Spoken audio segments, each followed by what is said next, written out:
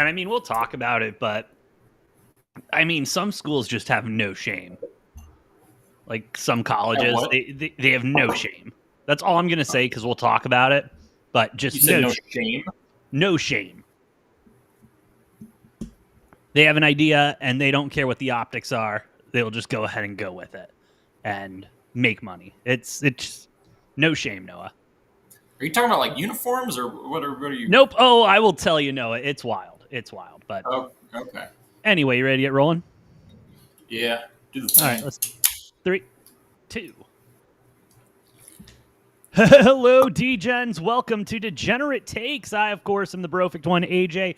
Joining me, as always, man with a number, sportsbook whisperer, college basketball guru, daddy of the diamond. All hail the king of the links, the money train, Noah. Noah, I got it. I mean, listen. I'm so proud of us, okay? I'm really proud of us as a show here, Noah. And it's not because we've hit any big milestones. It's not because we've gotten a big interview or gotten access to something. No, I'm proud of this show and the both of us because we have withstood from February until this very week of absolutely no meaningful football being played. And Noah, this upcoming weekend, not only do we have meaningful football, we have our first ranked matchup of the season in Iowa State and Kansas State. I mean, Armageddon, baby. We're back, baby. We're back, baby. On the college side, at least. On the college side, at least, we're back. I will say, AJ, as excited as I am for that, it's a little weird that we're going to have Farmageddon week 0 instead of rivalry week. Yeah, that does make things interesting, and I mean, we'll talk about this in depth on Wednesday, but why not? Why not throw Farmageddon out there? It is one of the big rivalries in college football. So you go ahead, you throw it out there for the guys overseas so that, the normal fans can't go because that's exactly what college football wants. And then boom, baby, TV ratings gold. No. Here's what's going to happen. Now, we're going to get Aer Lingus Stadium in Dublin with a bunch of corn-fed farm boys from Iowa and Kansas, and they better hope their internet doesn't go down again.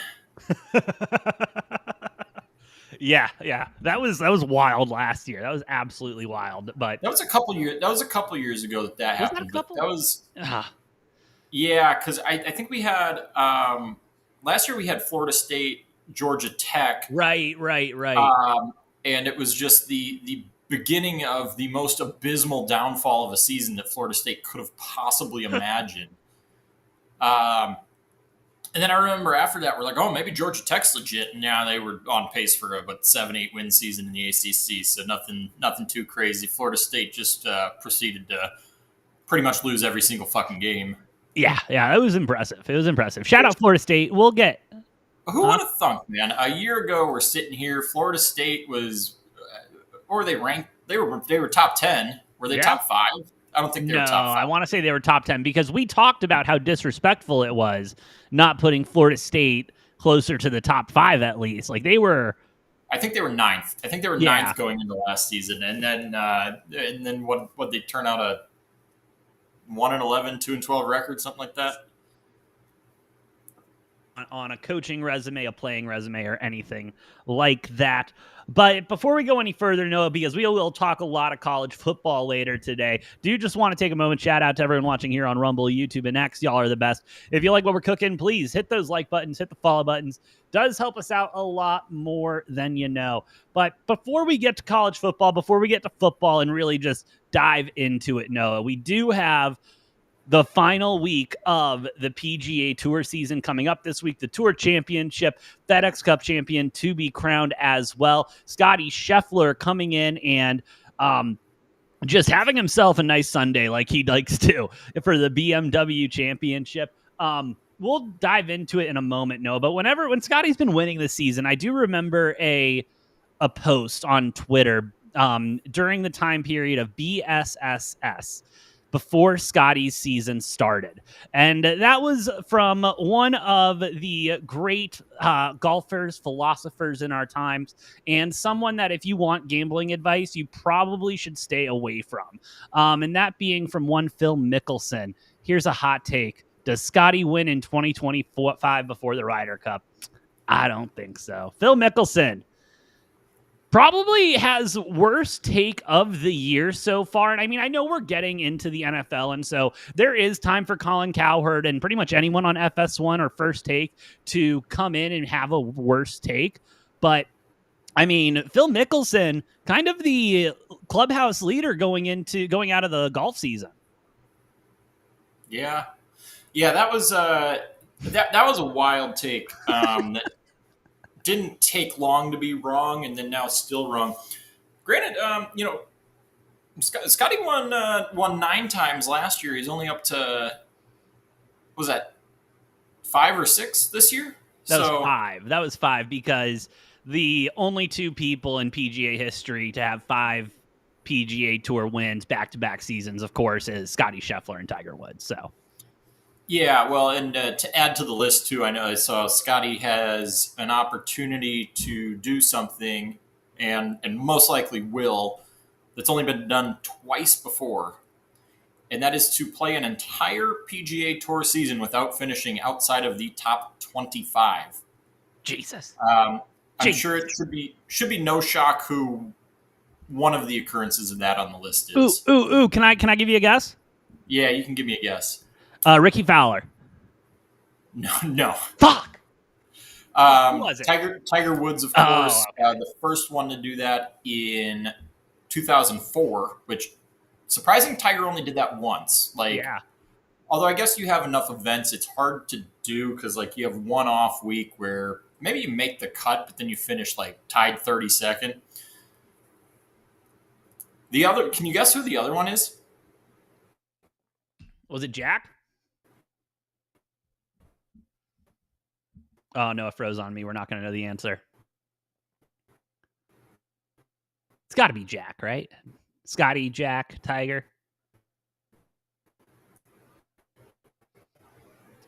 What do you think, Noah? Can you hear me at all? Hello? Oh, maybe we got some life. Oh, there we go. Okay. Welcome back, bud. Yeah, who's the third person? Rory did it in 2012. Okay. Shout out, Rory. He played this weekend. So.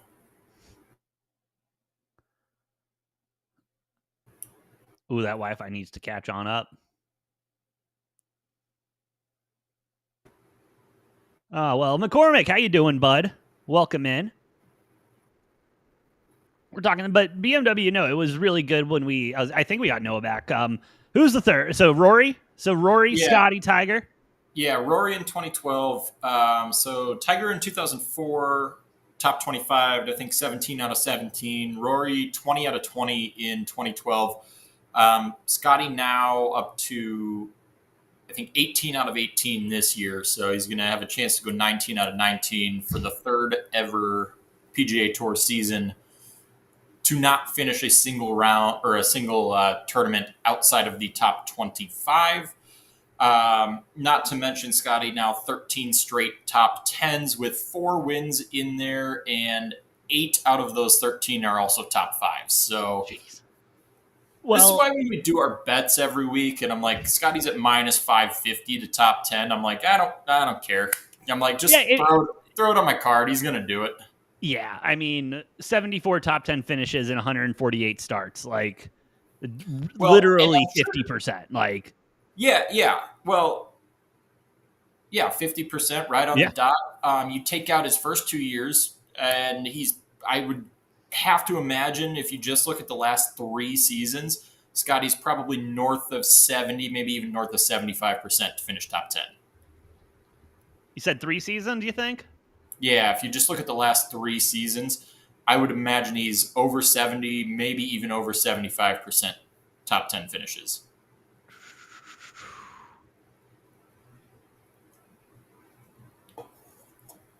Because I remember Right, when he well, wasn't when he two seasons ago when he wasn't really like winning consistently. We were still having this. We had much more favorable lines, and it was like, oh, Scotty's a shoe into top 10. He just does it every fucking week. okay, he's actually not as good as you think. The win percentage calculated by Grok was 25.8 in the last 3 seasons. Well, outright. Yeah, outright I said.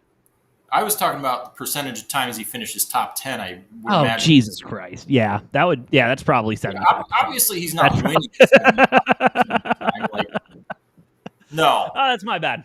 I mean, if even Prime Tiger was only winning 40% of the time.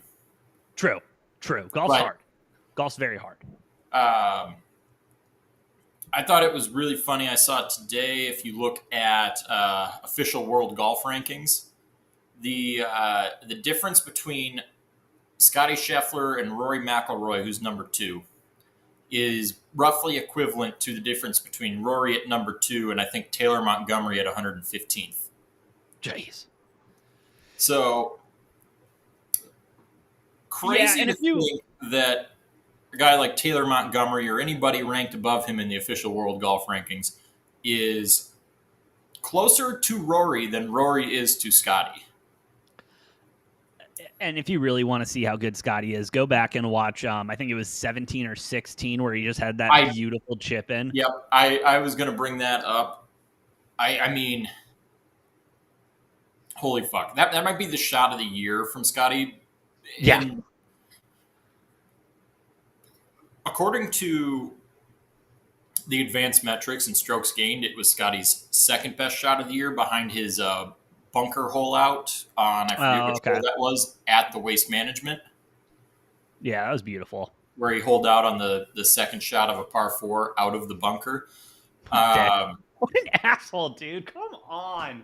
Like, that is, like, he does golf shots where, like, you're out there with your buddies having a beer, and you're like, oh, yeah, dude, I just need to, sail this one out of the bunker 200 yards and then dribble it out and let it ride, you know what I mean? And then it'll be close to the hole for a birdie. Like, we're talking birdies, bro, and he's just holing out from there. Like, what? Yeah, and this one in particular, though, I think, even if the shots gained metrically is only number 2 for the year, this might be the best shot of his career when you factor in the situation, the magnitude of that. He just dropped a shot the hole before, or he didn't drop a shot. He parred the hole before, but then Bobby Mack gets one back with a birdie, leads down to 1. Very well could be looking at a bogey there on the par 3 17, 39 yards out of the rough, and just what a fucking beautiful shot. And that just put it on ice. That put it on ice, and then felt like 18 didn't even matter at that point. It really did. Like, it was just one of those shots. You know what I mean? Like, that shot is, when there's a big pick six late in the fourth quarter and a team's trying to drive for the win or the tie. You know what I mean? It's a deflating golf shot that only we've really seen, we've seen other golfers deliver, but like that was one that Scotty delivered, and it was like a death blow to Bobby Mack. Like, he was like, oh, fuck. Like, really? Come on, bro. Come on, man. Yeah. Or, that's, in a basketball game, you're up 1 or 2, and then somebody just hits some deep contested 3 from the logo with, 1.8 seconds left on the clock. It's just, that was the dagger. And I draw that analogy because, you still got a chance. You still got 1.8 seconds. So you're only down 1 or 2 points, so you can heave one from half court and try to win. But, that's just like the epitome of just like what Scotty Scheffler is, what he has been. Is it's like the pressure, the situation, it does not faze him. He's, had 3 different caddies over 4 rounds at this event. He had different caddies going back to last week, and it doesn't seem to bother him. Just nothing seems to bother Scotty. And I think it's crazy because he doesn't talk any shit, any of that. And it's like, that's got to be so fucking irritating if you're another golfer. All right. He's just cool, calm, collected, completely unbothered by a single thing going on. And you just can't beat him. You can't beat him, and he's not talking No. shit. He's not doing anything. He's not getting overexcited about his own amazing feats that he's just doing. Oh yeah, his Week in and reaction week after out. he sunk that chip was just, sweet, it went in. Cool, let's go to the next hole. Scotty, Like- by the way, has holed out now, I think, 18 times this year alone or 17 times in 18 events he's holed out from out, like off the green. It's unbelievable. He's unbelievable, and I mean he's won so much at this point. Like Bennett doesn't even care anymore. He just kind of shows up. He sees a trophy, and he's like, "This is normal. Oh, This is normal." He's Yeah. gonna go to school as a kindergartner, and he's gonna be like, "My daddy won a golf tournament yesterday," and then all the kids are like, "Oh, cool. My dad took me and pushed me on the swings." You know, it's just different. It's not one thing's not better, but just different. well, it's I'm it's not going to now be winning part any of- golf tournaments when I have it's kids. now almost just I mean- part of Bennett's weekly routine on Sunday to be crawling around on the green while his dad's accepting yet another trophy. Another big ass trophy. He's gonna wake up one day and he's gonna be like, "Why are there so many shiny big things in my room? This is just overflow, son. This is the overflow." Sorry, these are from the years ago. We were running out of space, so you had to turn your closet into the storage room. He's so good at golf, dude. It's unbelievable. Like, and I guess one thing that I will say is nice is, you know, there's like Scotty is Scotty. Like, no one has a bad thing to say about the guy. Like you said, he just kind of keeps it clean on the course, and then it's, you know, kind of just a boring dude to hear talk in interviews and stuff. But he's also just so damn likable, and he's probably the nicest guy in the world. It's nice that we have someone that's good at sports that is as locked in, and hopefully down the road doesn't like crash his car or like cheat on his wife with a bunch of porn stars or anything like that, you know? Yeah, I mean, and I think that's one of the biggest things about it too is like you can try all you want to find a reason to dislike this man, but there's really there's nothing other than I want to see someone else win. I'm tired of seeing the same guy win all the time. Like, yeah, or I mean, you could throw that he's got a record now. You know, he does have a record now. So I don't know if I want him watching my kids, but yeah, I don't think anyone's holding that against him. But it's going to be interesting going into next week. You know, no more preferred scoring going in. Yeah. But I don't think this is right. I know there were flaws in the preferred scoring system, but I also think there's flaws in having everybody start even par or whatever the hell it is, because any one of these guys who finished in the top 30, you know, could go out there, play the tournament of their life, and then they're FedEx Cup champions, and like doesn't feel right for a guy like Harry Hall to be FedEx Cup champion, right? I think my maybe solution, just rough brainstorming thought process, is maybe you don't do the preferred scoring, but there does need to be something said for the fact that Scotty has more than double the FedEx Cup points than Rory, who's in second place. And maybe, you know, you have the first two playoff events, right? Those are like essentially 4x what a normal event would be. So you can do a lot of movement. You know, maybe you bump up the championship then to like a 10x points, you know? So it's like 5,000 points to first, which I believe Scotty would still have that maybe locked. He would still have that locked in. But you know, the difference between Scotty and Rory points wise, like Scotty, it shouldn't matter what he does this week. You know, he should be the FedEx Cup champion this year. But I think that might be a better solution, because then it does matter how you do, and it does put additional like emphasis on the. Yeah, I mean, if you did that, if Rory won or JJ Spawn or Justin Rose won, those would be the only three guys who would. No, never mind. Justin Rose would not. JJ Spawn would. So if Scotty finished 30th or had to withdraw, JJ Spawn or Rory with a win would be able to win the title. So it doesn't completely shut the door. In most years, you're not going to have this wide of a point gap like you did this year or last year. But that way, like, the event's not just like boring because the best golfer in the world by a country mile has a stroke advantage on every other player before the tournament even starts. And that way, I think it's maybe not the perfect solution, but I think it's a better solution than what we're doing this year, what we have been doing with the preferred scoring. And that way you do open up the door too for if the guy who's in it like 28th, 29th, 30th gets a win, they might not win the FedEx Cup, but then they're finishing second, third, fourth, something like that in the season standings, getting a heftier monetary bonus for their standings.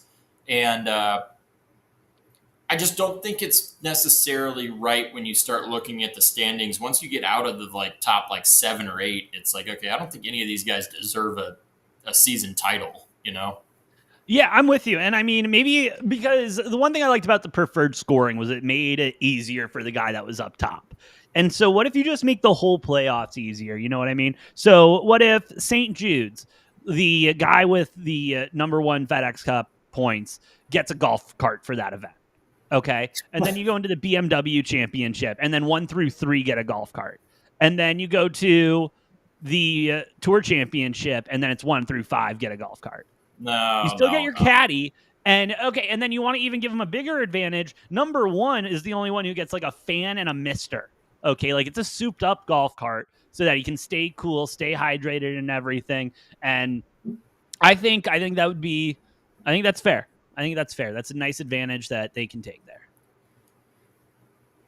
Yeah, I think something needs to be worked out so you do have this increased importance and emphasis on these playoff events, other than the 5 to 8 guys who are on the bubble of that 50 line and on the bubble of that 30 line.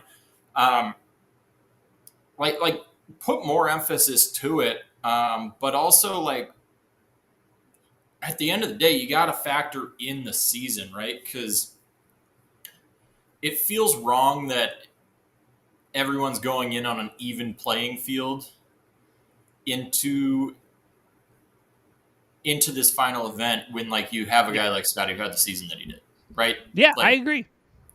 And I know Scotty was an advocate for getting rid of the preferred scoring, probably because he was bored as hell out there with starting 10 under and not really having much competition. And I respect that, but like I said, maybe you kick this up to like a 10x points event, so the winner gets 5,000 points. Most years, that's going to keep a good handful of players in play, right?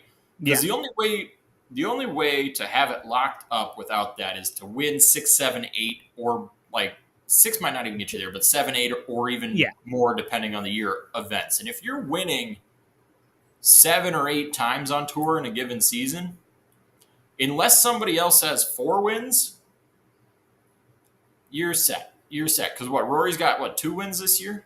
3? Yeah, 2. Including Masters. No, 3 wins including Masters. Yeah, so Rory's got 3 wins. Obviously JJ Spawn, he's had a hell of a season, so good on him. But those are kind of the only 2 guys who under that model would have a chance. But, Scotty doesn't finish bottom 5, then all of a sudden it doesn't matter anyways. But I feel like that's how it should be, because when you have this big-ass discrepancy in points where Scotty has more than double the points that Rory has and Rory's in second, like one 4 rounds of golf, 72 holes shouldn't alter that, right? I agree. I agree with you, Noah. It's something needs to change, and knowing the PGA, they will handle it, and it'll be quick, it'll be fast, and they'll get it right the first time, Noah. So I'm excited to see what the PGA Tour comes up with. This one's a tougher one though, because we've talked about like the college football playoff a lot and some of these other playoffs and how they could be improved. I don't know that, like, this is one that I don't know that I have I don't know that I have a great solution. I can think of a couple things that would be Yeah. better than what we have, but it's a tough one. It's a tough one for sure. No, definitely. And it's one where we can throw around ideas for whatever and just keep throwing stuff at the wall until it sticks. But we got some other stuff to talk about, Noah. And this is our last thing in the golf world because after a FedEx Cup champion is crowned, Noah, we will be getting the Ryder Cup coming to U.S. soil in New York. We do have the top six all ironed out. But Noah, I do want to talk about one thing before we talk about that top six. Top six. And honestly, I'm a fan of these, bro. I'm a fan of these. These are crazy. And the funny thing is, like, these came out and like I saw them, and then all of a sudden I get a text from my wife, and she's like, "Hey, babe, what's this huge charge from RyderCup.com?" And I'm like, I mean, I don't know, babe. It's fine. It's probably a scam. We'll just see if anything comes in the mail and go from there. But Yeah, no, but I AJ, mean, I'm a fan of them. I think they look AJ sick. bought the full Friday, Saturday, and Sunday outfits. No. Honestly, I'm looking at the Saturday. I'm not gonna lie. I am looking at the Saturday. Is pretty sick. Yeah, no, I like it all. I honestly, I'm a big fan of the crew neck sweater for Sunday. Oh, yeah. Oh, that's Friday. Whoops. What the fuck? This guy? Yeah, I think that's pretty cool. Obviously, all by Ralph Lauren. Yep. Uh, no, boys are going to be out there looking sharp. These are some pretty clean outfits. I love the Saturday polo, and I love that zip up for Friday. Yeah. The quarter zip for Saturday is really dope too. They knocked it out of the park. I mean, they absolutely killed it. Yeah, the only thing I'm not a huge fan of, I think, is the Sunday polo. Like, if I had to choose one thing to go, It's a little much. That's what I would choose to go. But that crew neck sweater is pretty dope. Yeah, it all looks great. It all looks great. And I mean, I'll probably end up having to return stuff, but we'll see how much I can keep. But Ryder Cup's coming along, Noah, and we do have our top six. Do you have that in front of you, or do I need to get that pulled up? Because that was the one thing I did not have pulled up. I mean, off the top of my head, I know it's obviously Scotty, Russell Henley, Harris English, Bryson, Xander in there. I believe Xander's in there. Should be, and then I'm spacing on. I'm leaving. I'm pulling it up. Sorry, ESPN sucks. No, you're good. I'm just I'm spacing on one name. Scotty, JJ, Xander, Russell, JJ Bryson, Spawn. and Harris. I don't know why I'm spacing on JJ Spawn. He got like literally the most ridiculous amount of fucking Ryder Cup points for winning the U.S. Open. Yeah, I mean deservedly so, but I'm excited. That's a solid, guaranteed 6 in, and I mean, I'm sorry, England. We got Scotty fucking Scheffler on our squad. Okay, so be scared. Be very scared. I'd be scared if I saw Scotty pull up to a put Scotty out there in every single matchup. So it'll be interesting. I mean, Europeans, a lot of really good players there. I like the U.S.'s chances a lot in this. Big question mark is going to be what is Keegan going to do? Is he going to put himself in there or is he not? He was really hot there for a while, and then he kind of tapered off late in the season. So I don't know. That's a tough decision he's going to have to make. Yeah. I imagine JT will be in, no doubt. For sure. I also imagine Ben Griffin will be one of those 6 captains picks. Beyond that, I mean, I would think Morikawa and Cantley are probably greater than 50% chance that Keegan picks them. Especially with Keegan being captain, I think there is going to be some favoritism to the kind of, the older squad that's been more prevalent for a longer time. I don't know that you can quite get there with Ricky Fowler. You cannot get there with Ricky Fowler. That thought just ran through my head, Noah, and I was like, wait a minute, Ricky hasn't done shit this season. Why would he even? Why should he be in the squad? No. Yeah, Keegan, if Keegan throws Ricky in there, I might start losing faith in Captain America. if it were me, I mean, I think JT, the season he's had, and Ben Griffin are the two absolute just shoe-ins, right? I think Keegan should pick himself personally, I do too. be a player captain, and then go get somebody as a co-captain who's retired from golf to help manage things. But a name I wouldn't mind seeing is Andrew Novak, especially him and Ben Griffin obviously winning the Zurich, playing really well together. So from a standpoint of like, okay, these are two guys I can put out there. Xander's already in, so I'm picking Cantley, who's his best friend on tour.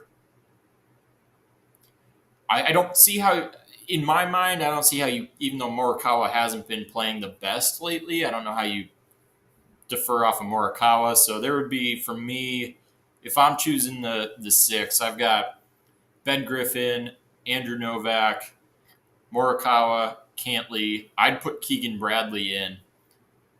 And then that sixth is a real tough one. That sixth is a real bitch because there's some guys who have played pretty damn good, and it comes down to like, oh, how do you make that decision? Let's get a dark horse in there. Let's get a dark horse in there. What about Neil Shipley? Just getting his tour card from the Corn Ferry Tour. He's been hot. He's been hot. But, you don't really know who to throw in there. You don't want to lose AJ and throw Ricky in there. And so let's get some Neil Shipley action. Oh, guy's got a great mullet, too. You know who I would round it out with, I think, because he's been playing really, really damn good, is Maverick McNeely. Plus, oh, yeah, throw Mav in there. If you're representing the United States, you might as well have a guy named Maverick McNeely. If Maverick is on that squad, he needs to be in aviators only, and I need to see a bomber jacket at some point, okay? I want a full Top Gun reunion here. But that's, if I had to do it, if I were captain, that's my 12. That's my 12. I like it. McCormick, we're going to talk baseball really quick, and then we'll talk football, and I'll give you a 3-pick for it. But, no, let's talk baseball really quick because we're getting into kind of the conclusion of the season in the MLB. The races are becoming a little bit tighter. The playoff picture is becoming a little bit more clear. And as all of that becomes clear, Rob Manfred just loves going on to Sunday Night Baseball and throwing some shit out there and just seeing what the reaction is. And I got to say, it is one of the more entertaining ways he does it because it is sure to get a bunch of clicks. It's sure to get posted everywhere over, on Twitter and social medias. And it's guaranteed to give me a good laugh in the wild stuff that comes out of his mouth on a random Sunday night, Noah. This last Sunday, Noah, this was expansion. That was the big point of conversation for Rob Manfred on Sunday Night Baseball. Not only talking expansion, it's sounding more like 2-team expansion, so putting 2 more teams into the system, and then going with a geographical. This is key, a geographical realignment and to ease the travel. And so, yes, you would be looking at teams like the Yankees and the Mets being in the same division. You'd be looking at the Mets and the Dodgers, all of Florida just sitting in one division. I mean, it's an easy transition, cuts down on travel times. I feel like geographical rivalries tend to be a little bit more heated. For sure. In most cases. And it's a real easy number to go 30 to 32. 28 to 30, easy transition. Third, as the NHL just did recently. But then, wait, NHL's up to 32 now, though, yeah? Yep. Yeah, I mean, NHL seamlessly, other than the weird little couple of years there where we just had 31, which is, they made it work, actually. They did. They did a good job, but 30 to 32, really easy number. Once you get up to 32, then it gets hard. I think a big reason we haven't seen the NFL expand is because I think you got to be ready once you get to 32 to make that jump to 36. Yeah. Yeah.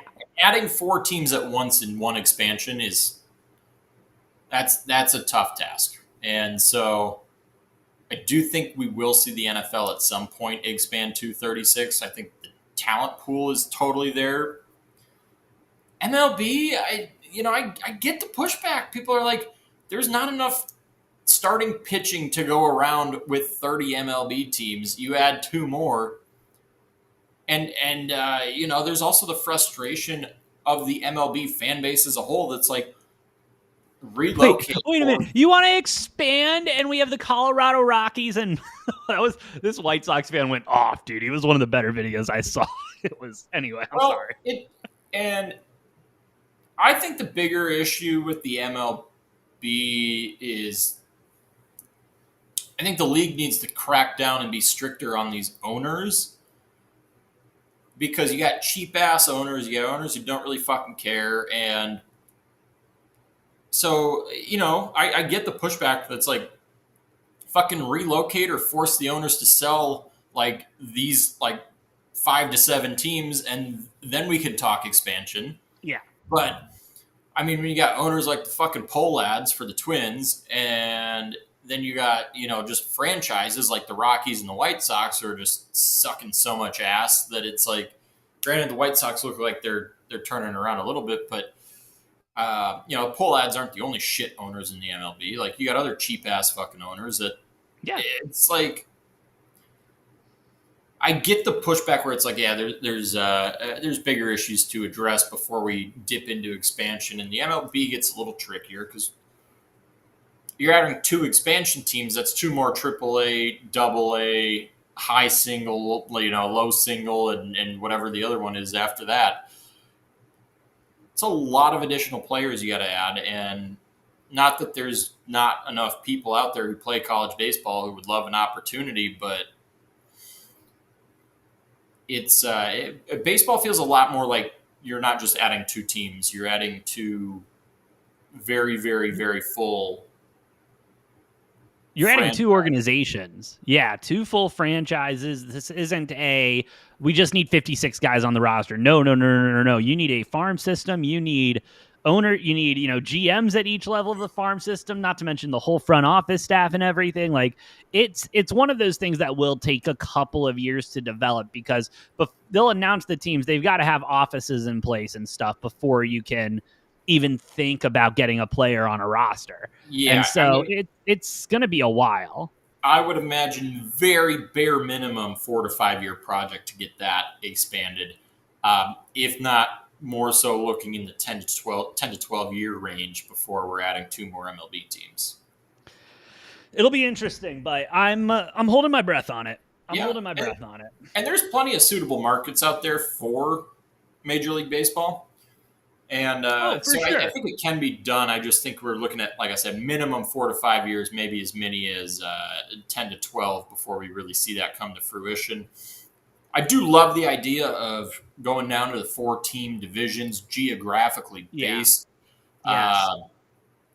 I'm like, hell yeah. I mean, the worst team for this to happen is probably your Diamondbacks, because you have the same division minus the Colorado Rockies. Yeah, and instead we would get a uptrending Anaheim Angels team. That's fun, Noah. That's so much fun. But probably not even, because the estimates of what I saw is like the Angels wouldn't even be necessarily in it. It would be D-backs, Dodgers, Padres, and Giants. But I actually, no, if you're going geographically, it would make more sense to have the Angels and then drop the Giants. Yeah. And I mean, don't get me wrong, it might be nice because, you get more matchups every season with those squads. And then, those are all 6-hour drives away from me. So I can, if I really wanted to, go out and catch a baseball game. But why would I pay California prices if I'm here in Arizona? No, you wouldn't. I would just stay here. Yeah. Watch it on TV. There we go. Yeah. Anyway, that's all I got. I would be really excited though for a new Twins division with the Brewers, White Sox, and Cubs. Like that's a fun little division right there. Oh, and then you look at the East, you're going to give me Yankees, Mets, Red Sox, and the Phillies. Like those are going to be the most like bloodbath fucking games ever. Like let the Yankees and Mets be in the same division. Like I'm all for that. That's funny as fuck. Like let's go crazy. And then not only is it Yankees and Mets in a division, you're also adding the Red Sox and the Phillies. And you just have the mix of people that are just going to hate each other more than anybody ever like hates. Now they're in the same division. I mean, the Mets and Phillies already are, but let's add the Yankees and the Red Sox to the mix too, because let's get two of the most hated rivalries and then pair those rivalries in the same division. I love it. And like that's part of expansion that I get excited about. Like shit, do we have to wait that long to redo the lines? Let's redraw some lines. Let's get this up and running now. I want to see that bloodbath. Yeah, you're going to end up with a situation where you got, Mets and Red Sox finding common ground to just hate the Yankees fans, and Yankees and Phillies fans finding common ground for how much they hate the Mets. It's great. I love it. I'm so excited. I would be excited for that. Somehow the Phillies and Red Sox are going to be if that happened, those would be like the two chiller fan bases in that division. Oh, somehow, sure. I don't know how that's possible, but I don't think I've ever said that about Philly or Boston. But well, besides a pitcher getting a baseball thrown back at him at a Little League, in honor of a Little League game, that was great. Did you see that? I forgot who it was. Let me see if I can find it. It was a baseball or a bat? No, it was a bat. Yeah, that's what I thought. The bat at the pitcher. I was like, I thought he threw the bat. Oh, I'm sorry. I misspoke. Apologize for it today. Now. Yeah, he apologized. It was a great crash out though. Like, well, I don't know. I get it. Granted, the first pitch of that game, a Rosarena almost got hit in the face. Yeah. With the first pitch. So, shout out to Little League, but that tone was set with the first pitch of that game. You almost clock Randy Rosarena in the face with the first pitch. Like everybody's the kids learned some real baseball. Learned some real baseball yesterday. That's some shit the coaches won't teach you. They just throw a sign at you and you're like, why do you want me to hit this guy? What did he do? And then it takes a while for this. Yeah. Anyway, that was awesome. Anyway, you ready to move on to some football, Noah? Yeah. I think that's all I got about baseball. And, sweet. Twins are not quite at 500 since selling off, but we're hanging okay. We're still winning games. We don't look like the Rockies or the White Sox, so I shouldn't be surprised. We look bad. Twins had like the number 2 ranked farm system when we decided to just ship everybody off, and we brought in a number of other good prospects, which probably kicked the Twins into like the number 1 farm system. Except for, is it still the number 1 farm system when half of those, like high prospects are now actually like playing in the big leagues? I don't know. I love it. I love it. You're at the bargaining phase of what happened at the deadline. Like you're really trying to make what happened seem like it was some genius and make peace with this. I respect it. No, I've been there multiple times too. I'm by no means trying to like say that this was a good move or I'm happy about it, but I'm like, fuck, I don't know. The team's still like okay. That's fair. Mine's not. Anyway, let's move on from baseball because it makes me sad to think about it sometimes. Anyway, going to the NFL, Noah, we are in that part of the preseason where stuff gets announced that, it's like, yeah, we were just waiting for you to let us know. And that first domino fell today as elite Joe Flacco has been named the Browns starter for week 1 going forward. And no surprise considering no surprise whatsoever. Dylan Gabriel wasn't getting those first week reps. Shedeur Sanders sure as hell wasn't doing it, and Kenny Pickett's injured. And they brought in what's his name? They brought in Snoop just because they didn't have any quarterback to throw during practice. I don't know if they've announced their I know they announced that, but the official depth chart not out. I do expect Shador is going to be number 2 on the depth chart, though. Yeah, I did. I'm with you there, Noah. What he did in preseason versus what Dylan Gabriel did in preseason, I think speaks a lot to it. But yeah, not even preseason, training camp. I mean, literally from day one in training camp, Shador was the better quarterback than Dylan Gabriel.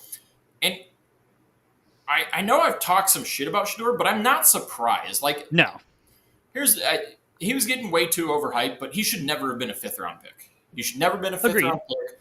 I think the NFL teams were kind of collectively punishing him, if you will, for not liking his attitude and his entitlement and some of those other things. If I had to grade him, I would have said he should have probably gone like late 2nd, early 3rd round. And it was a gift that the Browns got him in the 5th round, because if he doesn't pan out, they don't lose anything. But I mean, his ceiling is a 1st-round talent. Like, we're not going to sit here and lie about that. Am I shocked that Joe Flacco is the starter week 1? No, not at all. But I do expect Shador will be number 2 on that depth chart. Yeah, I'm kind of there now too. And I think we'll see Shador by about week 4, 5, 6, somewhere in there. Hold on, I was looking at their schedule earlier, because I don't think we're going to see him until after the bye. Because what do we have? Week 1 against the Bengals, week 2 at Ravens, week 3 against the Packers, week 4 at Lions, week 5 against the Vikings, week 6 at Steelers, week 7 Dolphins. So maybe Vikings. We'll see him in the 4th quarter by week 4, because fair enough, not starting, but in a football game. And if he looks good in the 4th quarter in a game that they are down by 2 or 3 touchdowns, which will most likely be a lot of those games because fucking Ravens week 2, Packers week 3, Lions week 4, one of those games, if not multiple, they're going to be down multiple touchdowns in the 4th quarter. And I think we're going to get a taste of Shador pretty early on in the season. I would say by week 4 or 5 at the very latest. That's why I say I think he's going to be starting by week 4, 5, or 6. Because I think he'll get in there as early as week 2. If it doesn't happen week 2, week 3, week 4, really good opportunities for him to be in there in garbage time, because they're getting shellacked. And if he looks good in a full 4th quarter in garbage time, I think he's starting the next week. And that, I don't know if it happens as early as week 3, but I'm saying week 4 to 6, I think we're seeing Shador get a start.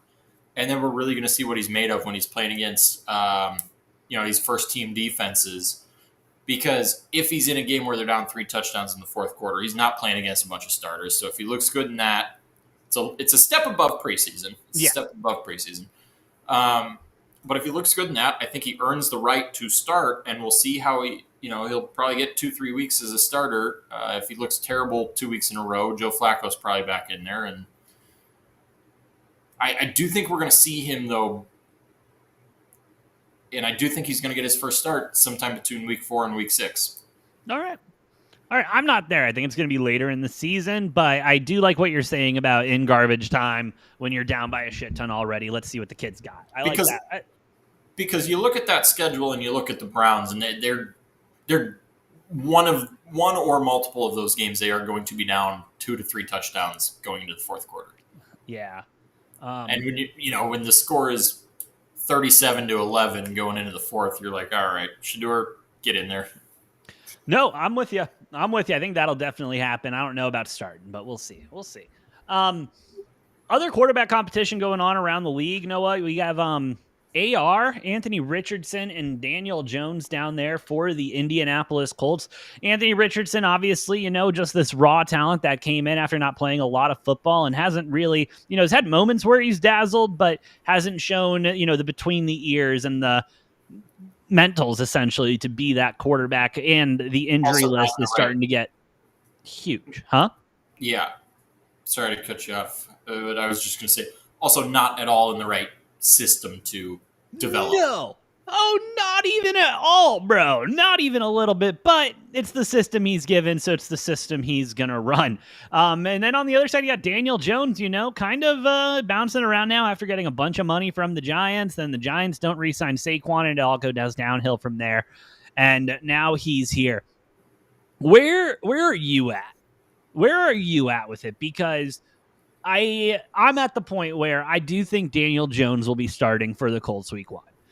And for the same reason that Joe Flacco's starting, for the same reason that a lot of young quarterbacks sit behind, I hate to say this about Daniel Jones, but veterans, and being able to watch them work and how they operate, how they handle, et cetera, et cetera. And, the Colts have a solid running back in JT Jonathan Thomas? No, that's not right? Jonathan Taylor, thank you. And so Daniel Jones can work with a good running back. We'll see if that O-line's toughened up anymore. But I think Daniel Jones is in there, and then you can pull out AR towards the back end of the season and just hope from there. But knowing the Colts, they'll probably start Anthony Richardson and just go to Daniel Jones after he has his third injury of the season. Yeah. Anthony Richardson needs to get the fuck out of Indy. I'm not throwing in the towel on this guy because he does have this incredible talent and skill set that is like, I think his ceiling is prime Cam Newton, like 2015 Cam Newton. He just hasn't had the coaching. He hasn't had the mentor to take him there. Joe Flacco was there. Phillip Rivers, both great quarterbacks, great careers. Both guys who I don't think are a great mentor for young quarterbacks because we haven't seen any young quarterbacks playing alongside either two of them ever do anything great. Worries you about the Browns a little bit, but it's the Browns, so every quarterback they have is destined for failure. Anthony Richardson needs to go to another team as a backup, maybe even a third string. Put him in a QB competition in the offseason for that backup role. Make him earn it after his rookie contract's up here because he's done absolutely goddamn nothing in the NFL. And let him sit. Let him sit and learn behind somebody who's willing to teach him with a good coaching staff for about 1 to 3 years, whatever it takes, and I think he could be really good. Like, this could be a guy that we're talking about. Like, he could have a Geno type of arc, you know? He could very well have a Geno type of arc, but if he stays with the Colts and then goes to some other shit team because they need a quarterback and want to just like test him out and start him, and it's another shit team with not great coaching, he's gonna be out of the league.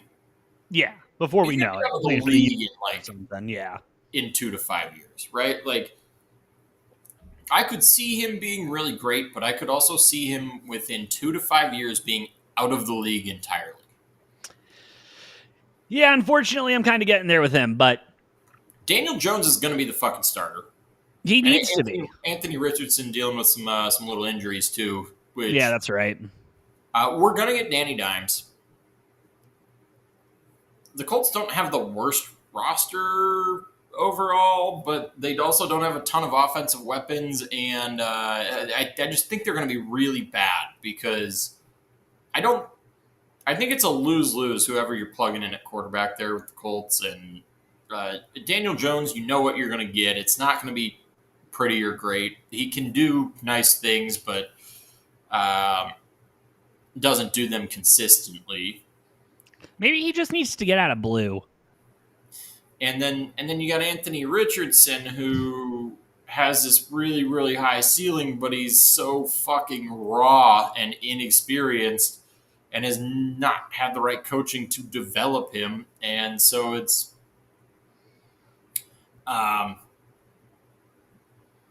you're it feels like you're rolling the dice, you're gambling either way. You're at a slot machine and you're just hitting the button. It just depends on if you're betting 3x or 5x. Yeah. And that's the only difference between the two of them. Daniel Jones is a little 3x, you're not going to get as much like upside to him, but the downside's not quite as bad. But Anthony Richardson, you're like, all right, let's just raise the stakes and still have the same odds.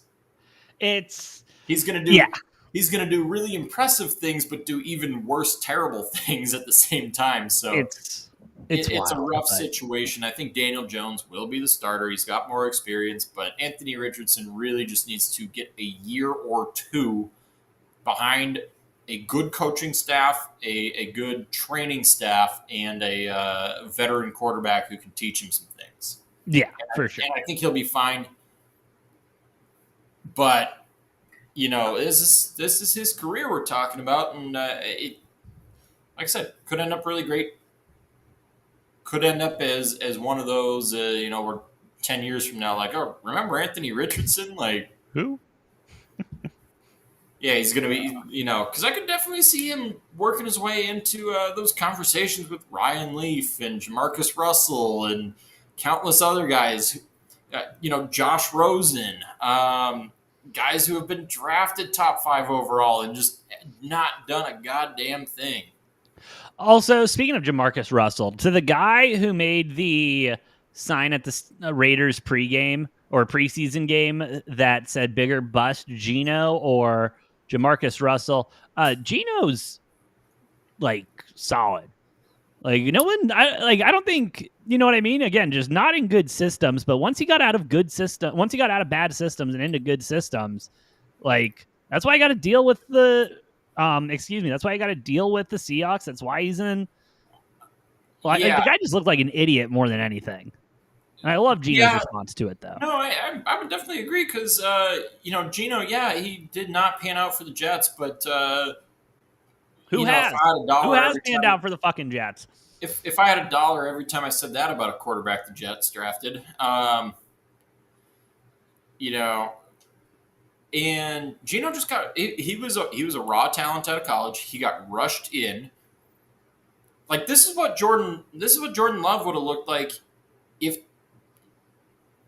basically any other team other than the Packers drafted him and didn't have him sit 3 years behind Aaron Rodgers. Like, Jordan Love had this crazy ceiling in college. That's why he went in the first round, but he was also like loose cannon raw, like a lot of fine tuning was needing to happen. And that's what Geno was at West Virginia. And the Jets threw him into a shitty system right away as a rookie. And it didn't work out great, but he got paid by the Seahawks, and now he's getting paid. And, it's not like top-notch quarterback contracts, but, $30 million a year for a multiple-year deal with the Seahawks and then getting that with the Raiders. Like, the dude is fine. Like, he's proven himself to this point. It did take a while, but now he's proven himself as a guy that there's not 32 quarterbacks better than him, and he will have a starting job somewhere. So, yeah, I agree. Terrible comparison because I unless you're a Jets fan, calling Geno a bust is just, like, inaccurate. Like, if it was a Jets fan that was pissed about it, I'd be like, all right, you got a reason to be mad. But then again, you're mad at the wrong person. Okay, your front office cannot draft a quarterback or sign a quarterback or do anything with the quarterback position. Geno just got thrown into the fire with a shitty roster and was expected to do good things. Essentially, but that's every Jets quarterback. Shout out Justin Fields this year. I'm sure it'll be different with him this year. Cool. Hendricks still hasn't signed a contract yet. Micah still hasn't signed a contract yet. And reports are coming out that the Bengals may be hosting starting O-line tryouts tomorrow because the O-line couldn't stop, like, fucking Pee-wee football team, dude. Like, it's bad. It's bad. And, like, don't get me wrong. Joe Burrow will do Joe Burrow things. Jamar Chase will do Jamar Chase things. And T. Higgins will do the same. But, like, how many games does Joe Burrow end up starting? That's what I'm worried about, dude. Hey, they're tearing apart Washington's second and third strings. They are. They're ripping them, dude. They're ripping them. Yeah, once the starters came out, then the Bengals said, we got a better farm system than you. Let's eat, brother. Shout out to the Bengals. Yeah, Jaden Daniels better stay healthy because Whew. I'll tell you, Washington's other quarterbacks are looking pretty rough. I forgot Sam Hartman was still in the league. Shout out to him. Yeah, no, and Sam Hartman is looking rough, and he's their listed, I think, as their third string, and I think Joe Johnson, I believe, was their second one in today. Yeah. Joe Johnson. Shout out to Joe Johnson. Anyway, Journeyman. that sounds like an insurance name right there. Hi, I'm Joe Johnson. Let's talk about your auto coverage. Yeah. Anyways, Hendrickson, Micah Parsons. Which do either deal get done? And if so, which one gets done first? Hendrickson will get traded. I'm of the opinion that Jerry Jones is going to string this along because he's just not going to accept any trade offers unless he gets. I think Jerry Jones is listening. Oh, for sure. But I also think his asking price is going to be higher than any of the other 31 teams are willing to pay. And then it's going to come down to it's going to be a day or two, day of opening kickoff. Their opening day. And we saw this with Dak. And the Cowboys probably should have let Dak go because they paid him way more than he's worth. But Micah Parsons, really good. Jerry's going to end up paying Micah Parsons more than T.J. Watt. He's going to make sure. He's going to make him the highest paid non-quarterback in football. And I'm pretty confident that's going to end up happening. And then Micah Parsons is all of this, like, requesting a trade, everything. He's going to be like, oh, no, the media blew it out of proportion, like, yada, yada. And, when Jerry's paying him $45 million a year, he's going to be like, okay, it's cool. It was a lot. We just had to say a lot of stuff. It's negotiation. So yeah, I knew I was going to be a Cowboy my entire life. And yeah, but when Micah Parsons gets a 4-year, $176 million deal, he gonna be okay. He gonna be okay. Yeah. No, I'm with you though on Hendrickson, Noah. It really feels like it's there is no coming back. Like there is his dollar amount, and he will accept that dollar amount to play football for you. Or you can not pay me that and just see how your defense looks without me. Well, and the crazy thing with that, too, is apparently it's not even about the actual contract amount. The Bengals just want a cop-out if he gets injured or, like, if his performance is dipping. The Bengals want to be able to either like the Bengals essentially are proposing contracts where they can cut him and not take a bad cap hit for it if something happens that they don't like. And all, like, Hendrickson reportedly is asking for a 3-year contract with 2+ years of that guaranteed. He's only 31. He's not crazy old. Yeah. He's not being unreasonable. His numbers back it up. Like it's the Bengals not thinking. In sacks last year. Yeah, it's the Bengals not thinking. And again, they obviously don't have a PR person on staff, because if they did, they would say, like, what this looks like to people to players when you draft them and they put in a lot of work and they get all these accolades and everything, and then you just decide not to pay them. And you want to bitch about a little guaranteed money because you don't want to pay them if they get injured playing football for you. Like, what player in their right mind wants to sit there and be like, damn, yeah, I want to go play for the Cincinnati Bengals? You know what I mean? Because reportedly the Bengals have not offered anything more than one single year. And again, it's not a total value or an average value contract discrepancy. It's about the guaranteed money and a few other little details. And the Bengals have been, so far, their best offer to him reportedly has been 1 year guaranteed. Smack in the face. Yeah, that's what we think of you. Yep, 3 years, $120 million to maybe 125 or slightly more than that even. They're like, that's fine. We don't want to guarantee more than 40. Yeah, hey, thank you for letting us, pay everyone else on the team these huge contracts with a lot of guarantee and a lot of years on it. And I know you only want 3 years, but you don't sell as many jerseys as Jamar Chase, so they're here to see Jamar. They're not really here to see you, guy. I mean, it's awful. It's awful. Yeah, well, and they essentially, I guess, want to pay like that entire guaranteed as like signing bonus for whatever. So it's What all the NFL. scumbags? Oh my god. Yeah, no, it's all the structuring of the contract. So it's like, oh, we only want to give you 1 year guaranteed. We'll pay it up front so we can kind of cut you and like not worry about our cap hit. Yeah. Like For if we ever just want to there's nothing that can happen to us. career-ending injury, and then we're not on the hook for any of this. And Literally, that's essentially what the Bengals are saying. Like your performance dips, you have a bad injury. We want to be able to get rid of you with minimal. We will be cutting you on the way to the hospital, just so you know.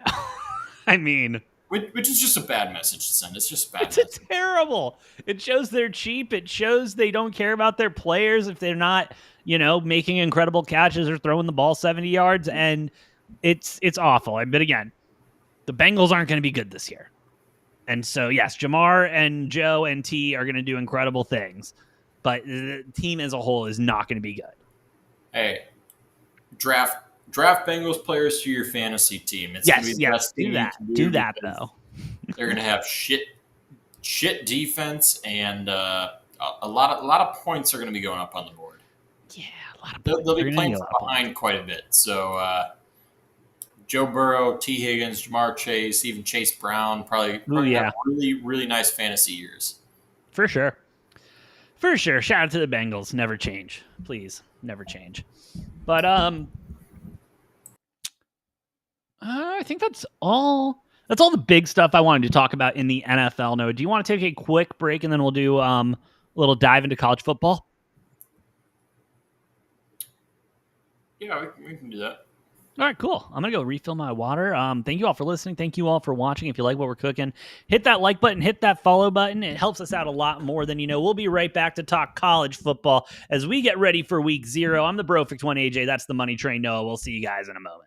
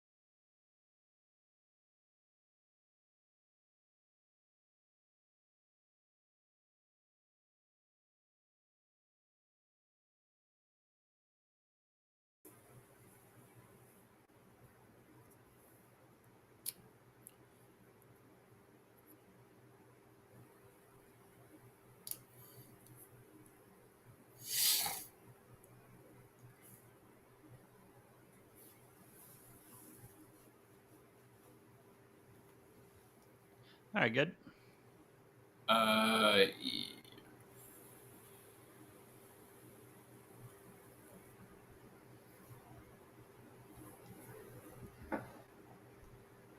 oh boy, Cattell Marte is acting up. No, he apologized. It's okay. Oh, We forgive him. he apologized for not showing up to work. Yes. Oh, good. Yes. Said he personal things going on. They got him. They got him on a PIP plan and everything now, Noah. Yeah, because they got those in the MLB, right? Oh, for sure. For sure. Anyway, here we go. 3, 2. And we are back. What's up, D-Gens? Brofix1 AJ here with the Money Train Noah. As we've been messing around a lot. Okay, it's week 0 of college football, Noah. Let's get into college football.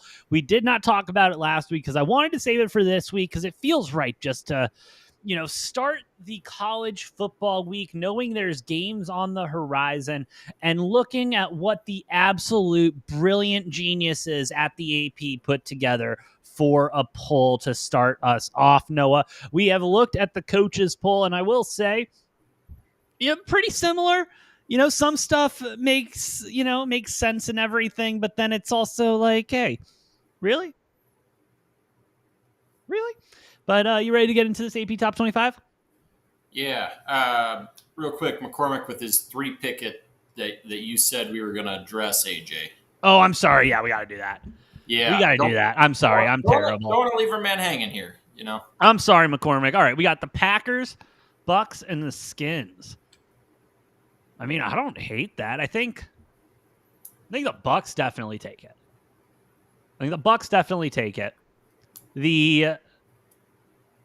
The Packers do worry me a little bit. I'm not going to lie, Noah. I'm not going to lie. Just because the Lions are in that division, I think they're going to be very competitive. And I do think that there's a decent chance that the Packers take this division this year. A lot of that is hinging on regression from the Lions, losing both coordinators. But yeah, I think the Packers will be about the same level that they were last year. Maybe some slight improvement. Obviously, a lot of that hinging on if the Packers do make some big move to bring in Hendrickson or Micah Parsons, like that, I think shifts the Packers into absolute favorites to win the division. But I think the Vikings aren't going to be as good. They played in a lot of close games as they have every single year under Kevin McConnell. And that's gone 2 different ways. But I expect the Vikings will be in a lot of one-score games again. There's a lot of good pieces on the Vikings. The Bears will be, I think, okay. I still don't have a ton of faith in Caleb Williams. But, if the Packers do add an elite edge rusher to go alongside Rashawn Gary, who I think will absolutely unleash Rashawn Gary if all the focus is on another guy. Like, if they bring in Hendrickson or Parsons, I think Rashawn Gary might even have more sacks than whoever they bring in, just because the double teams are going to be on the other side, and Rashawn Gary is going to get to go against, the second or third best offensive lineman on the edge on most teams, and he might eat. True. But I also think Isaiah Simmons is going to be a massive addition that people aren't talking about enough. Yeah. But are we talking about who's going to finish best out of the 3 teams? No, I think it's just like a 3-pick parlay. Oh, a 3-pick parlay for just week 1 or? No, division. Oh, division? Yeah. Yeah, I mean, Bucks are a safe pick to win the division. I do like the Packers a lot to win the division. Skins is that's a fun one. That's a fun one. I think they're going to challenge for it, but I still think Philly. I can't sit here and in good faith say that Philly shouldn't win that division. But if Saquon gets injured, who knows? So I do think I don't hate the pick because I don't think the Cowboys or Giants are contesting for that. So no, Philly could. I do like the Packers a lot. They're going to be catching plus money there. The Bucks, again, I got this weird. It's my one of my 3 hot takes for the season that Carolina's Carolina's taking the NFC South. And that is an uphill battle. The Bucs should win this division. The Saints, as we both talked about, I think is the only team that's in jeopardy of going 0-4 this season and not winning a single game. I just don't think there's anything going right there. Atlanta, I think they'll win some games. Like, they got some really good pieces, but with Penix running the show, I just don't know with that. And I think Carolina's going to be a fun, dangerous team this year. So yeah, you've been on that. I would, if you're worried about any of those though, just pick the Chiefs. Throw the Chiefs in there for the Skins or the Packers. And then you'll at least hit 2 out of 3, guaranteed. But if parlaying them 2 out of 3 doesn't get you shit. True. That is true. Round robins, baby. Unfortunately, I don't think they let you round robin those. They don't, but they should. Okay, like and again, sports books, like I want to give you all my money. Like I want to place these wagers on round robin divisional champions. Like let me spend my money how I want to and gamble how I want to. And if you're parlaying it, might as well just juice it by throwing the Bills in there. Yeah, get a little juice going in there with the Bills. I'm not going to say there's a 0% chance the Bills don't win the division, but I think it's close to 0. I don't know what. It's probably not a fun line to stare down and add to it, but I mean, let's be real. The Bills aren't not winning that division. No, even if Josh Allen, like even if is Mitch Trubisky still the backup there? Yeah, you bet. Yeah, even with BDI Mitch, I think the Bills still win that division. Now you have me second guessing myself. Yeah, Mitch Trubisky, and then you got Mike White as your third. Yeah, I don't care about Mike White, but I think the Bills would win that division even with BDI Mitch. And that's saying something. That is saying something. Although that is probably the last time we had a somewhat of a competent quarterback under center. Well, I mean, the Dolphins suck, Patriots suck, and the Jets sucks even more than any of the rest of them. And so even without Josh Allen, the Bills still go 10-7 and win this division. Oh, for sure. For sure. Hey, All right. BDI Mitch led the Bears to a 12-4 record. He can go 10-7 with the Bucs. Or with the Anything Bills. else? Anything else on that, Noah? No. I like the ballsy pick there, like picks there. You parlay the 3 of those. Like it could be kind of fun. It's gonna be juiced up real nice for you, and so not a bad little thing to root for. I just, oddly enough, I'm so high on the Panthers this year. I know you are. I get why. I don't know if I can get there, but I get why. That's why it was one of my 3 hot takes for the season. Is the Panthers end up division winners? They make the playoffs. I think Bryce Young's going to have a huge fucking year. I've seen the glimpses last year that I needed to, and they've put weapons around him. They've built up that defense a little bit, and I don't think the Panthers are going to be a joke this year. No. Well, let's go ahead and move on to college football, Noah. The AP poll from last week, that is going to be our preseason AP poll. Wrong one. Here we go. No shock. You got Texas up there at number 1, Penn State at number 2, Ohio State number 3, Clemson at 4, Georgia at 5, Notre Dame at 6, Oregon at 7, Alabama at 8, LSU at 9, and Miami at 10. I'll stop there for right now, Noah. But as we mentioned, fairly similar to the teams that are in, in the top 10. And it was, as we talked about with the coaches poll, it was just going to be a matter of plugging and placing and seeing, where the AP was kind of feeling all of these teams. No shock with Texas there at 1 for me, or Penn State at number 2, or Ohio State at number 3. I would say not a shock with the top 5 in general. And I'm okay with the ordering they have this one in. Yeah, I mean, it's going to be very telling week 1 when Texas and Ohio State play each other. Yeah.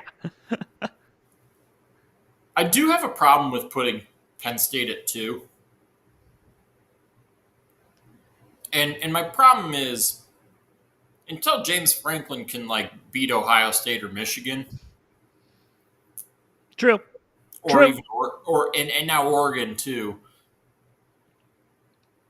It feels wrong. It feels wrong. And I know Penn State on paper is probably the best team in the country with returning talent and transfer and recruits. But you have the coaching aspect of it. And until James Franklin can get past Ohio State or Michigan, I don't feel, and I am going to add Oregon to that mix too. Like, I don't feel comfortable with Penn State at number 2. I really don't. Okay. I don't think Texas should be number 1. I know you don't, but you had to know the AP was putting Texas at 1. Yeah, I think, they're going to be really good, but Arch Manning, carrying too much weight there. But again, if Ohio State goes out and claps Texas in week 1, I think we're going to see Texas drop to 7 or 8, which is probably where they should be starting. Yeah. Clemson feels too high for me. I know they've done a shit ton to revamp that roster, and Dabo's got his probably best roster in 3 or 4 years. Georgia top 5 feels right. Notre Dame sitting there at 6 after the season that they had last year. I would have had Notre Dame probably top 3 or 4 personally. I can see that. I can see an argument for that. Oregon getting number 1 overall vote is a little interesting to me, but we will see what happens. And then obviously fill it in with Alabama. LSU and Miami is where I start kind of questioning it a little bit. I'm like, okay, there's a lot of promise to these teams, but if I had to pick one team to be the Florida State of last year, LSU and Miami are actually even extend that to 11. LSU, Miami, Arizona State. I think we can pretty much lock in Arizona State. I don't think any of those 3 teams are going to have the train wreck of a season that Florida State had last year. No, but they're not going to be a team that we're talking about going into the playoffs, or probably even on the top 25 list. But I'm comfortable saying 1 through 8 are all going to be in the top 25 at the end of the season. I'm with you there. Once we get to that 9, 10, 11 there, then it's like, okay, I can't confidently tell you that any of those teams aren't going to just shit the bed this season.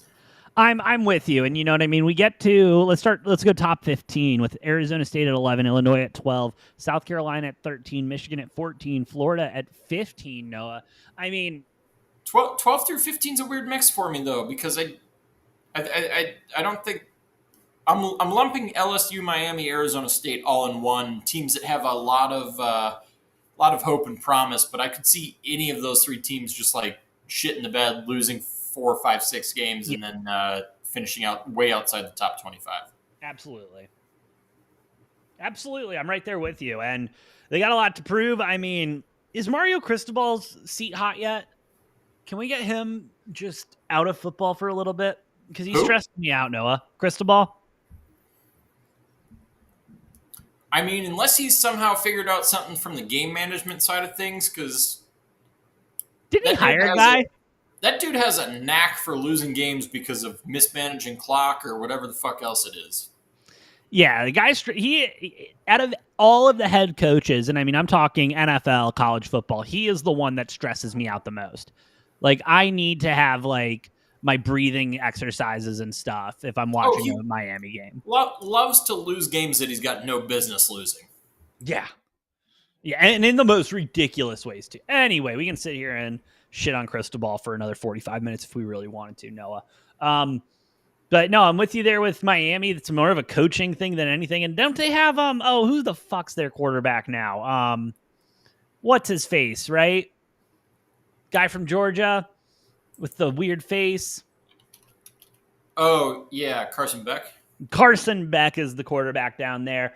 And I mean, I don't know. I think a lot is being put into that, but hey, you can't win with Georgia's just system and team. I mean, I think it's going to be pretty hard to win anywhere else, and just wasn't overly impressive in those games. And I don't know, man. It just feels like that feels like an NIL top 10 for me. You know what I mean? They're probably top 10 in NIL, But Yeah, no, I actually think they're going to be worse this year than they were last year. And they did miss the playoff last year. They were kind of one of those teams that was on the bubble there and ended up with a bad loss to Syracuse, and then that kind of killed them. Syracuse. Um, Uh, no, and you go from and they had the number one overall pick in the draft at quarterback, and you replace that with Carson Beck, and I'm not feeling it. I'm not No. feeling it with Miami. I think they missed the playoff again this year, if I'm being completely honest. And oh yeah. I think Arizona State's going to miss the playoff this year too. I think they had a fairy tale season last year. I think they're going to have some regression. I think they'll win 8 or 9 games still. I think this is a very good roster with a very good coach in Dillingham, but I think 11 is the highest that we're going to see ASU ranked all season. Yeah. Well, and I mean, maybe there's a rough loss in the top 10, but non-conference schedule, they'll get by just fine, and so they might move up to like 8 or 9, but they're not ever going to be higher than 8 or 9. And LSU, I think, has a crazy high ceiling, but also has a floor that's a lot lower than half the teams ranked in the top 25. Yeah. So LSU is going to be a little bit of a roll the dice, see what we get. Then you get into that kind of 12 through 15 there, AJ, in Illinois, South Carolina, Michigan, Florida. And not just because they play in the same conferences, but Illinois and Michigan, I think, are going to be very safe, consistent teams. They're both going to be, I think, on that bubble of making the playoff or not by the end of the season. I think both of them will end up very similar to where they're starting here in the preseason AP poll. Yeah. South Carolina and Florida, I think, are two teams that have a crazy high ceiling, but also if things don't go well, both of these teams could be outside of the top 25. I don't worry about Illinois and Michigan not being in the top 25 by the time the season ends. I just don't think their ceiling's much higher than where they're starting at. South Carolina and Florida could both be really, really, really fucking good. I think DJ Lagway has the potential. Yeah. If he has a Heisman-esque season, Florida's top 5 at the end of the season. And from what, the reports coming out of practice and everything, but then again, take these with a grain of salt. He's looked incredible. He's picked up this system nicely. He's ready to rock and roll. I mean, I'm excited for the potential DJ Lagway has at Florida, and I think it's a good program for him to be a part of. And the schedule's not too bad for Florida. I'm with you. Like, them in South Carolina, just high risk, high reward on both of those teams from a gambling aspect. You know what I mean? But two teams that I'm definitely going to keep a close eye on early in the season. And, that might be kind of an SEC theme for me here, outside of kind of the top 2-3 teams there in the SEC. Sure. Is there's a number of teams in the SEC that have a lot of really high ceiling, but are they going to get there? Are they going to get there? And South Carolina, Florida, I would even put LSU into the same boat. I would put all 3 of those teams in the same boat where they all have incredibly high ceilings. If everything goes right, all 3 of those teams could win the SEC this year. I could also see all 3 of those teams finishing outside of the top 25. That's an SEC problem, you know what I mean? And I think maybe some of it is just what the SEC is and how we view it and everything, but it's wild. It's wild. There was one thing I wanted to ask you. Fuck. That's going to sting me. All right. If I think about it, I'll ask you later, but sweet dude. Anything else in the top 15? Oh, that's what I remembered. Oh, okay. I was thinking about it, Noah, because I was looking at the top 25 earlier today, and I was like, we're so I feel like we get SEC teams. You know what I mean? I feel like we know where they're at and how they're playing and where the season's at, and we can rank them pretty good, but we always get them grossly wrong on the AP. So I think this season, when we're thinking about where we should rank teams, we should add 3 points to an SEC team. Because it feels like we're always like 3 or 4 slots off from where the AP has them ranked. And so if we want to be right, let's just add 3 or 4 points from where we think they're actually at. And then we'll be right there. It's a dangerous game, though. I know. I'm interested, though. I want to see if it'll work. Anything else in the top 15, Noah? No, that's what I got. Like I said, I mean, God, you got some really interesting teams in there, and two, like I said, in Illinois and Michigan, who I think are probably going to finish right about where they start. For sure. Let's go ahead and move into the top 20, Noah. You've got SMU, Kansas State, Oklahoma, Texas A&M, and Indiana wrapping up the top 20 here, Noah. I mean,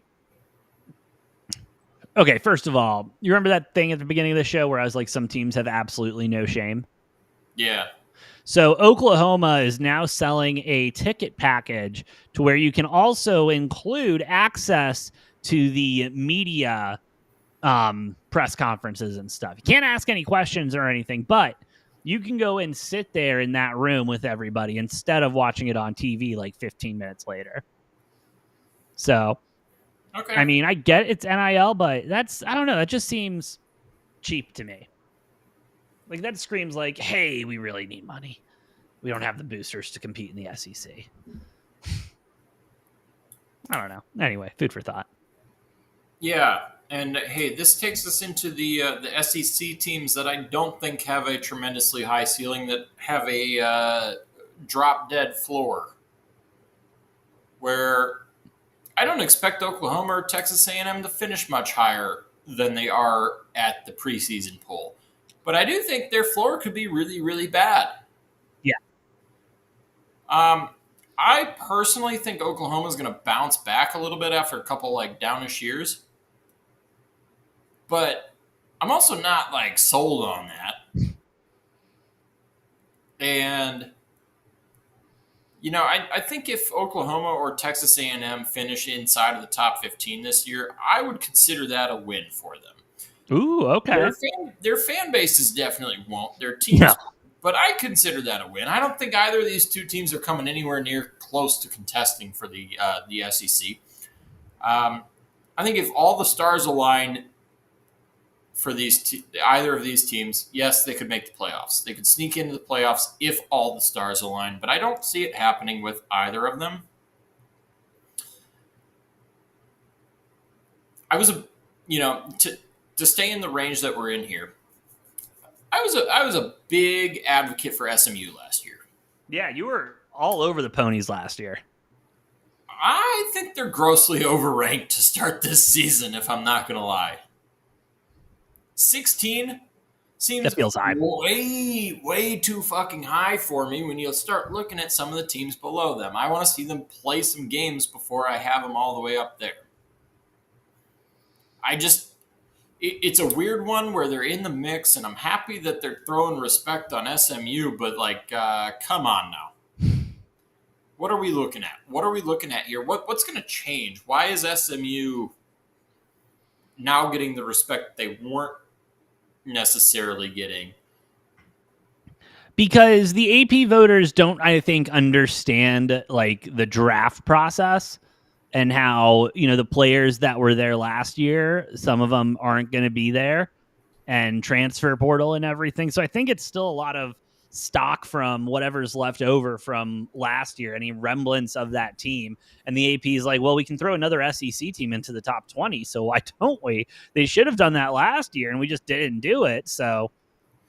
Yeah, and the real question here, because SMU last year started real slow. They weren't losing games, but they started real slow and like really kind of turned on the second half of the season. What are we going to see from them? Because if they pick up right where they left off, I mean, yeah, they could be contesting for a spot in the ACC championship game. If we're starting slow again, I mean, it's just not happening for me. No. It's not happening for me there, and I don't know. Again, I want to see SMU play football games before I'm giving them respect of pushing the top 15. With you. I'm with you on SMU and on a lot of these SEC teams. It just always feels like let's just shove as many in there, and then we'll throw the other teams in when we need to for the preseason. But yeah, and then I'm gonna go out a little out of order here. Indiana, initial reaction was this feels low after last year, but they did lose a lot of pieces. But also, I think Signetti brought in plenty to replace that. I'm okay with Indiana at 20 to start the season. Yeah. Like I'm okay with it, right? Like it feels like a good middle ground to all right, you had a tremendous season last year. You did have a pretty easy schedule. They have a kind of hellish schedule this year, so it feels a little like their ranking is a little bit driven by looking at their schedule and just anticipation of them dropping games, Yeah. which I don't think is the right way to approach it, but you know what? It is what it is. We'll see what Sig can do. He does love playing the role of the underdog. And I think Indiana's still going to be a threat this year. I don't know if they go to back-to-back playoffs. I don't. If I had to put money on it, I'd say probably not. But I still think they're going to have a respectable season. Yeah, I'm with you. I think Indiana, a second year under Signetti, only it can continue, even if they have a down season comparatively to last year. I think it'll only be good things for Indiana and a team that I would not be shocked if we're talking about them coming playoff time. Yeah, and then to round it out, K-State. I am down on Kansas State. Yeah. Oh man, Avery Johnson gets a lot of hype, but I haven't really seen it the last 2 years. I was about to ask, has he performed at all? Like Yeah, he's played he well, he's shown some sparks, and his numbers look good, but Yeah, I feel like I'm always trying to struggle to remember him in a good play he's had. You know what I mean? Yeah, he does well in Big 12 play. His numbers support it. The fact that he's top 10 in the Heisman race going into this season, but guess what? Noah Fifita was a top 10 in about the same spot in the Heisman race going into last season. And what happened with that shit, you know? He was out by week 3. That's what happened. I'm not fully sold on Kansas State. I don't think they're there. 17 seems like their ceiling for the season to me. 17 in the top 25. And if they don't hit their ceiling, honest to God, I've got them finishing outside of the top 3, maybe even outside of the top 4 in the Big 12. So I'm pretty down on K-State. I'm playing the big time bear market on Kansas State here, and I like it. I think they're going to start the season by dropping game 1 to Iowa State in Farmageddon in Ireland. Irish Farmageddon. And I just don't think it's. I think that it's going to be another 8-4, 9-3 season for Kansas State, and they have these. I wouldn't call them super high expectations, but they're always like expected to be in the top 4 of the Big 12, at least for the last 3-4 years, going into every season, and I think they'll be flirting with it at least, but they just can't get the job done, and they never do, and I don't see it happening, and I just again, like I said, I think, ceiling for them right about where they're starting, and I can't see them really elevating their season to much more than 14 to maybe 14 in the rankings to end the season. Yeah. But I don't think they win the Big 12. I know they're second in the rankings going in. I don't think Arizona State or K-State wins the Big 12. I think there's a couple other teams that we'll get to here in a second that I think have a better chance, but I just don't see the stars aligning for them, and it's going to be another decent but not phenomenal season for Kansas State. No, I have lost all hope in Avery Johnson and everything. It's, fuck off K-State. Anyway, moving into the last half of it, Noah, 21, Ole Miss, 22, Iowa State, 23, Texas Tech, 24, Tennessee, and 25 is Boise State. How are you feeling about this, Noah? I'm going to start at 25. I feel like Boise State just got a gentleman's courtesy 25. Yeah. Granted, they should be a pretty damn good team. So I wouldn't be surprised to see Boise State get that group of 6 bid again. Or group of 6 basketball, but the group of 5. Yeah. I wouldn't be surprised for that. I wouldn't be surprised to see Boise State work their way, I guess if they're starting here, to stay into the rankings. Boise State's going to have a good football team. Do I think in a preseason ranking they're a top 25 team? No, I don't. But I think they're getting a little love from last year and what they did last year, and we'll see how much losing Genty impacts that. Spoiler alert, I think it's going to be a lot. That's all I got to say about Boise State right now. I'll talk about the 2 SEC teams in here before I talk about the 2 Big 12 teams. And I have very different opinions on them. I don't think Tennessee belongs in the top 25. I agree. I think this is going to be a year where Tennessee loses to South Carolina. They lose to Vandy. They better beat Kentucky, because otherwise it is going to be potentially a miserable year for Tennessee fans.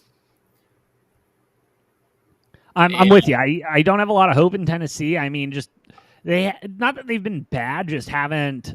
They haven't. Huh? They scream 6-6 to me. I don't like. And I guess like if you're putting 2/3 of the SEC, or I guess they're up to 18 teams now, so you're putting 60. I thought it was just 12 this year in the top 25. Like whatever, give yourself more chips on the board, more chances of hitting, I guess. So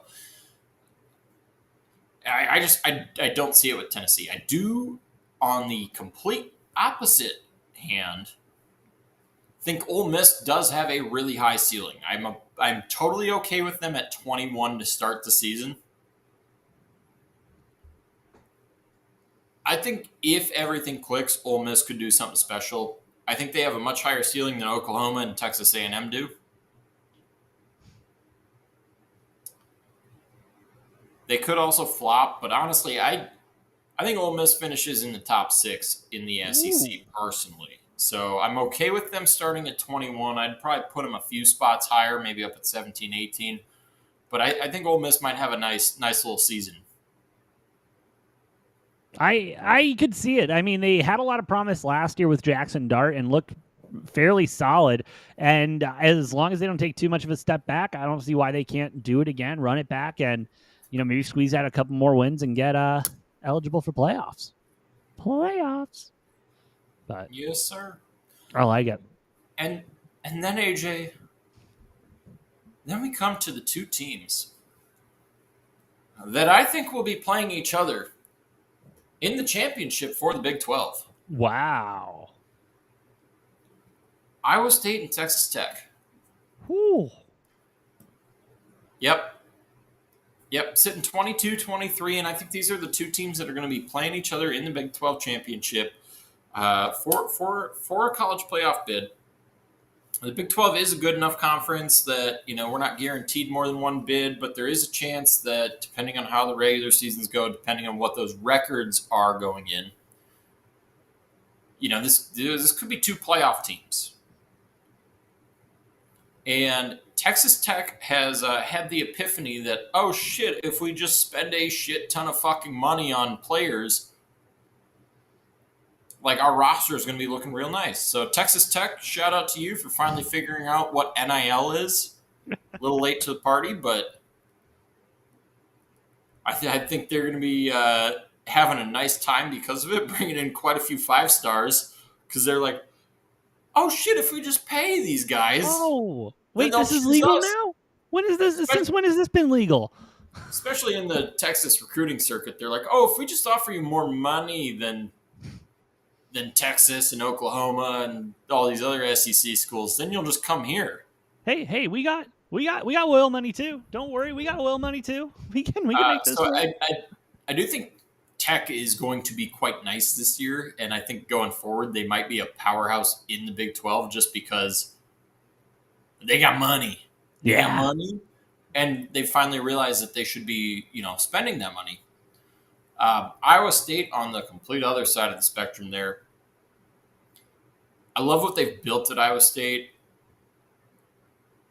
You lose pretty much your whole receiving room to the NFL draft, but Rocco Beck's coming back. You got a hell of a head coach who's, unfortunately for Iowa State, is the best head coach they've ever had in school history. Which they've had a great run of a couple of years here. You just don't want your current coach to be the best ever. Yeah, you don't have championships to show for it, but it's okay. We'll get there, Iowa State. I do think they are going to beat K-State in Ireland to start the season. They'll probably jump up because it's a ranked win, and half of the teams above them are going to be playing, God knows who. I think they'll jump all the way. Whoever wins this game is probably jumping to 14-15. Yeah. And then it's going to be a good mark to start the season. I think Iowa State's going to do real nice. And at the end of the day, I wouldn't be surprised, and I do think we're going to see Texas Tech and Iowa State duking it out in the Big 12 championship with an auto bid on the line. And I wouldn't be surprised if the loser of that game also grabs one of the 12 spots in the college football playoff. I like it. I like it a lot. I think the Big 12 is going to be good this year. I think the Big 12, I think all conferences are good in that I think we're going to get a really good playoff as long as the committee doesn't fuck around too much. But it should be a good college football season, bro. I'm excited. Well, you got essentially, what the committee is going to do. It's going to be 4 SEC schools, probably 4 Big 10. 1 auto bid for the Big 12, 1 auto bid for the ACC, 1 group of 5 team, and then that elusive 12th spot is either going to the runner-up in the ACC or the runner-up in the Big 12, and that's your roadmap. One of the two. That's your roadmap. It's not going any differently than that. You're 4 Big 10, 4 SEC. If you're the ACC or the Big 12, it's your runner-up just has to be better than the other conference. Yeah, exactly. But sweet, dude. That is all I've got tonight on college football. Of course, we will have our week 0 picks coming this Wednesday, along with our Tour Championship picks coming up for the PGA this weekend as well. Noah, do you have anything else in college football or anything else you want to talk about tonight? No, that's all I got. Like you said, we got PGA Tour Championship coming up Wednesday. We'll have our week 0 on Wednesday as well, and then Then we're here. We're here, baby. We're back. It's going to be a good football season, and if you don't want to miss any of the good stuff, make sure you hit that follow button, hit that like button. Does help us out a lot more than you know, and keeps us, bless you, and keeps you up to date on all of the stuff we'll be doing. It's going to be a busy football season. No, we got some stuff planned. It's going to be a good time. I think maybe we got to do another live stream from Casey Jones and just see what happens, brother. Oh, we're doing a live stream with Casey Jones. But it'll be a good time. It'll be a good football season, and we're ready for the ride. Hope you all will join us. But thank you all for listening. Thank you all again for watching. Shout out to everyone watching here on Rumble, YouTube, and X. Y'all are the best. If you like what we're cooking, please hit those like buttons, hit the follow buttons. Does help us out a lot more than you know. But with all that, I'm the Brofect one, AJ. That's the Money Train, Noah. Have a great rest of your week. We'll see you next time on Degenerate Takes.